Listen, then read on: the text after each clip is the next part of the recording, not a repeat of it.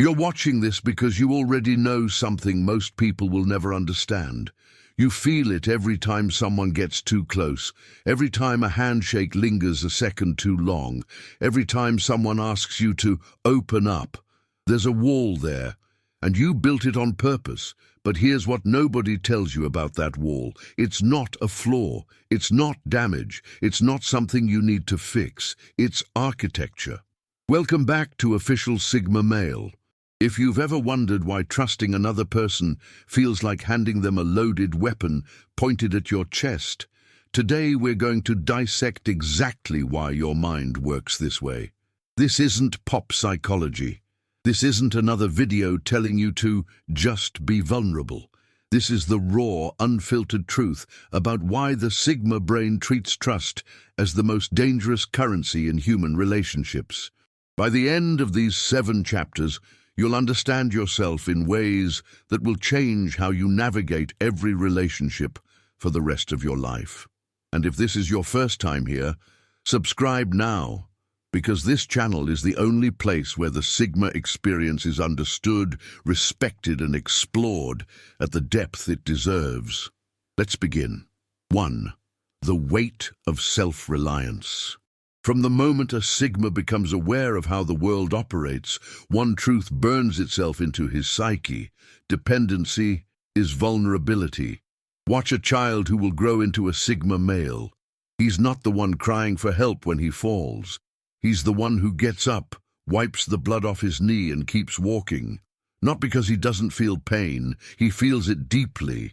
But somewhere in his developing mind, a calculation is already running. Asking for help means owing someone. Owing someone means losing control. Losing control means danger. This isn't pessimism, it's pattern recognition. The Sigma observes. He watches the kid who trusted his best friend with a secret get betrayed by lunchtime. He sees the employee who trusted his boss get discarded the moment profits dipped. He notices the man who trusted his partner completely left destroyed when she walked out the door. And so he builds. Brick by brick, experience by experience, he constructs a fortress of self-reliance. Not because he hates people, not because he thinks everyone is evil, but because he understands a fundamental law of human nature. People are unreliable variables in an equation he needs to solve alone. The weight of this self-reliance is heavy, make no mistake about that. Carrying everything yourself, solving every problem with your own hands, never having the luxury of truly leaning on another person. It takes something from you, but it also gives you something irreplaceable, freedom. And for the Sigma, freedom will always outweigh comfort. 2. Trust as a calculated risk. Here's where most people misunderstand the Sigma completely. They think he doesn't trust because he's afraid. They think there's some wound, some trauma, some damage that needs healing. They're wrong. The Sigma doesn't avoid trust because of fear. He approaches trust as what it actually is, a calculated risk with potentially catastrophic downside. Think about it mathematically. When you trust someone, you're giving them access to information, emotions, or resources that can be weaponized against you. The upside? Companionship, support, perhaps collaboration. The downside? Betrayal, manipulation, the destruction of something you spent years building. Most people make this calculation emotionally. They trust because it feels good. They trust because society tells them to. They trust because loneliness is uncomfortable. The Sigma makes this calculation logically. And when you remove emotion from the equation, the math often doesn't favor trust. This doesn't mean the Sigma never trusts.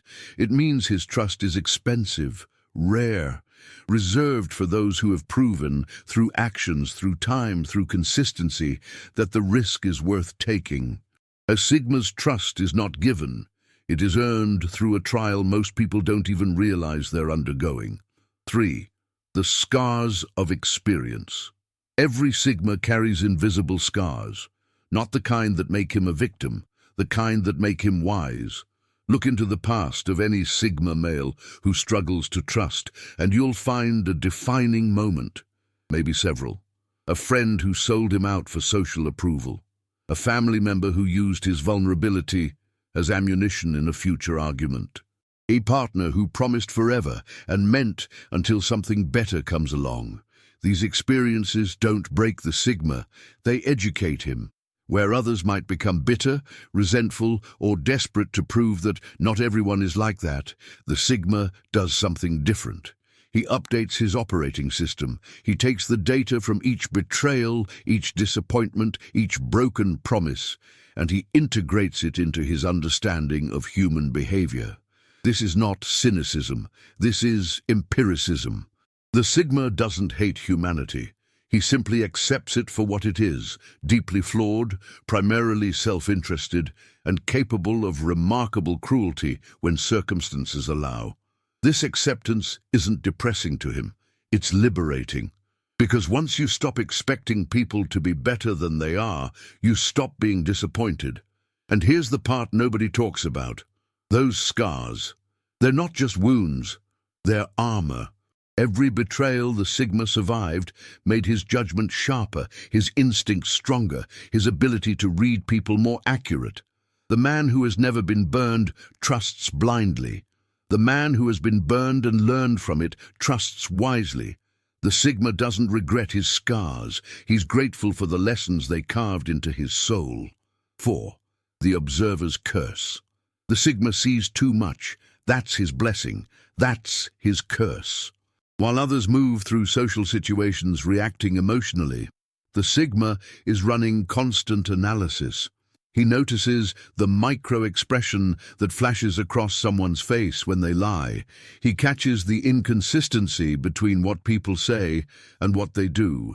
He observes the way someone treats a waiter when they think nobody important is watching. This observational ability is extraordinary. It allows the Sigma to navigate complex social dynamics without getting entangled in them. It protects him from manipulation that catches others completely off guard. It gives him an almost supernatural ability to predict how situations will unfold, but it comes at a cost. When you see the truth behind everyone's mask, trust becomes almost impossible. The Sigma watches a new acquaintance perform generosity and sees the ulterior motive beneath it. He listens to declarations of friendship and hears the conditions attached. He observes romantic interest and identifies the transactional nature hiding behind the affection. He's not imagining these things. They're real. Most human interaction is performance. Most kindness has strings attached. Most loyalty lasts only until it becomes inconvenient. The Sigma's curse is that he cannot unsee this. He cannot return to the blissful ignorance that allows others to trust freely. His pattern recognition is too strong, his database of human behavior too comprehensive.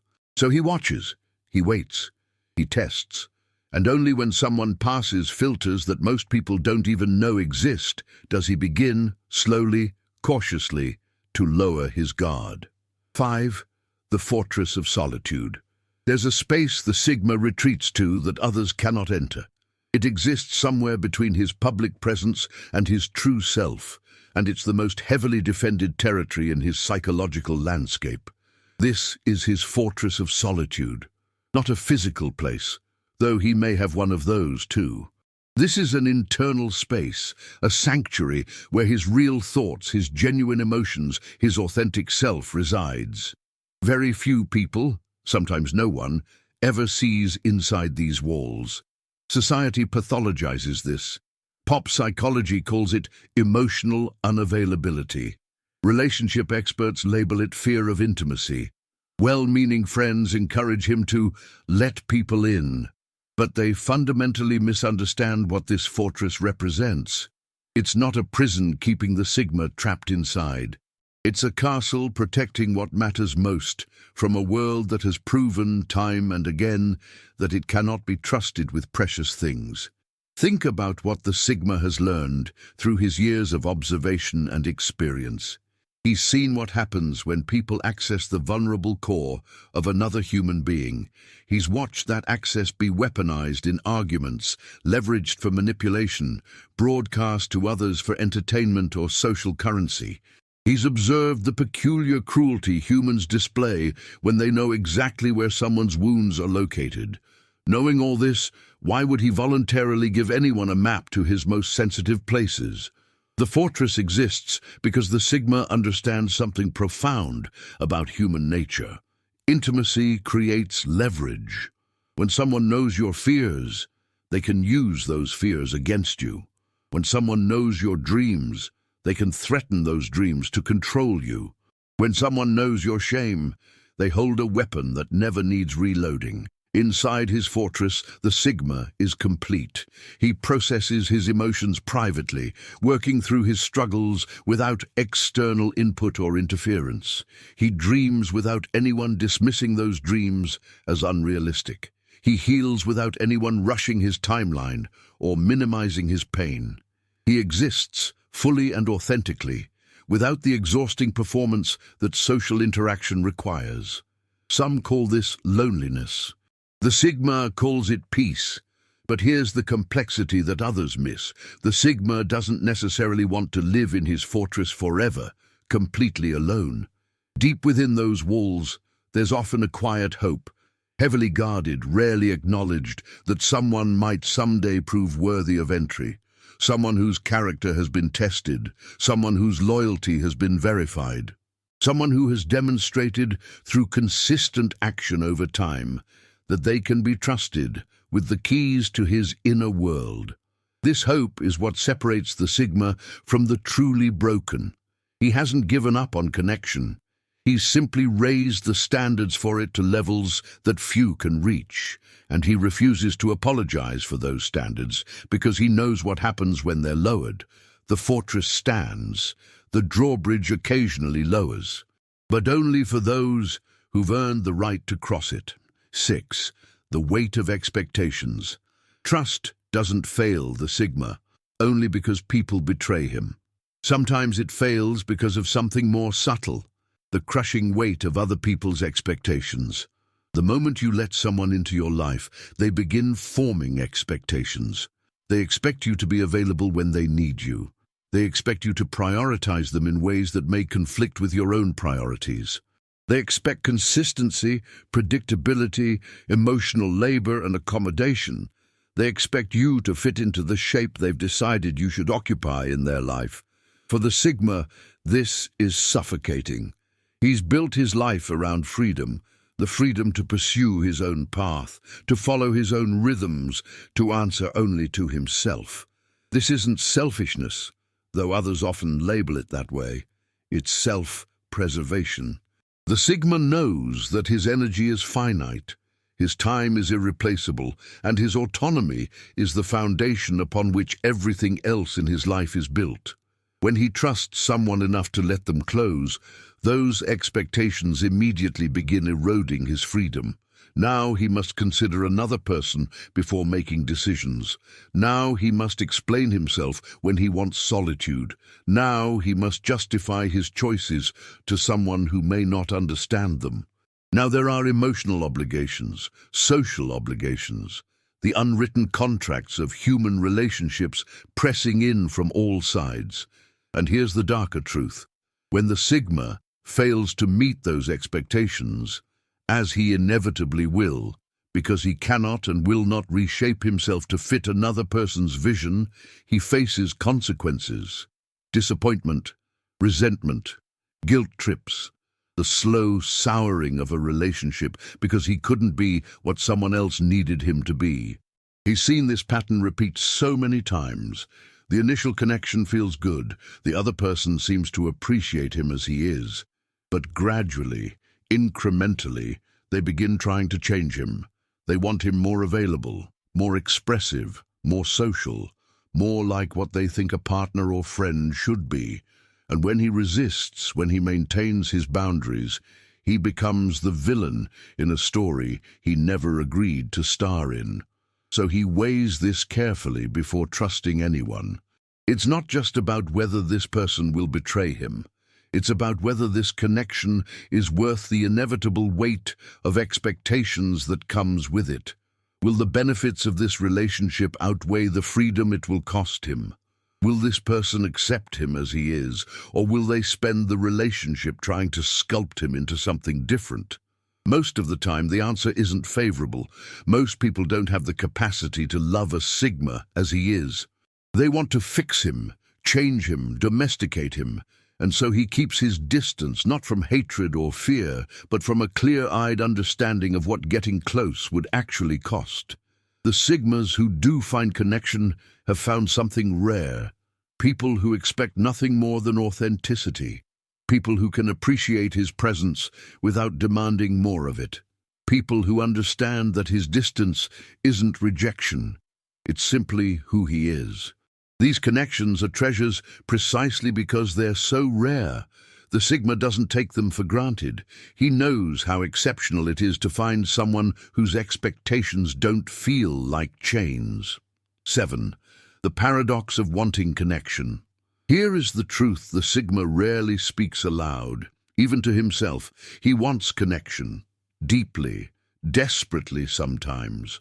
The very thing he guards against is the thing his soul quietly craves. This is the great paradox of his existence.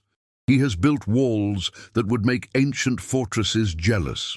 He has developed systems of evaluation so rigorous that most people fail before they even know they're being tested. He has cultivated a self-reliance so complete that he can move through months, even years, without truly needing anyone.